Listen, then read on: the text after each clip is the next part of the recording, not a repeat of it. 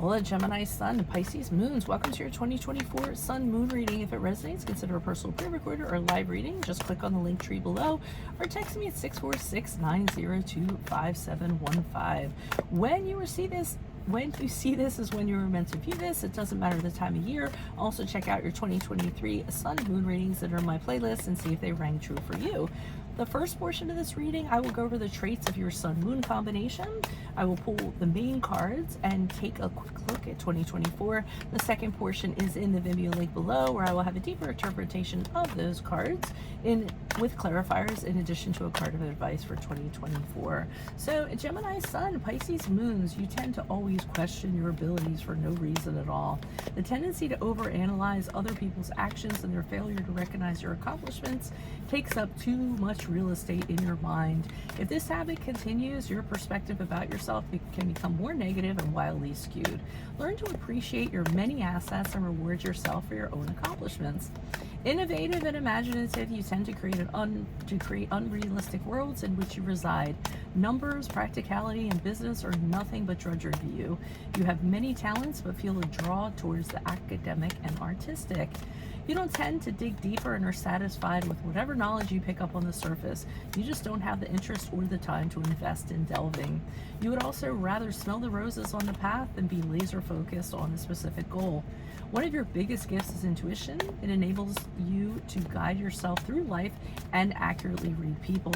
This ability lets you know who you can and cannot trust. So, Holy Spirit, angels, divine guides, universe, can you please provide your truth, your wisdom, your clarity, your insight for a Gemini Sun, Pisces Moons for the year 2024? What do you see? What do they need to know for their greater good?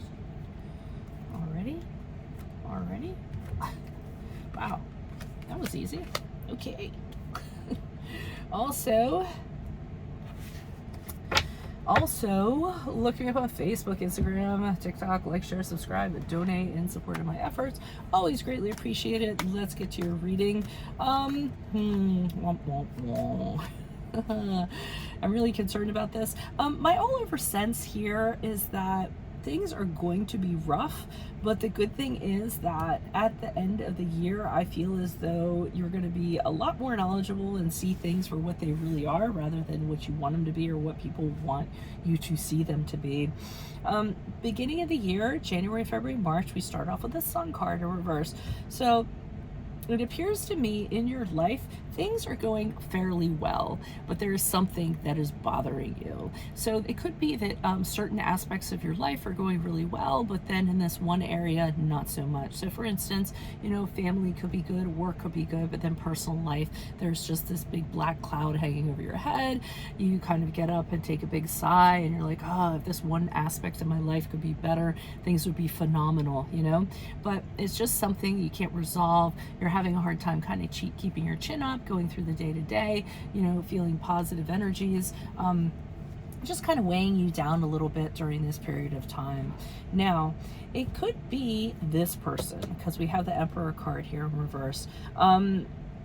This is going to be in April, May, June. This is the card of Aries. Typically, this is a person who they like to rule the roost. So they like to be the person in control. They don't let the person do anything, decide anything, have any say on anything. The Emperor card in reverse is very cruel, very dominant, very tyrannical.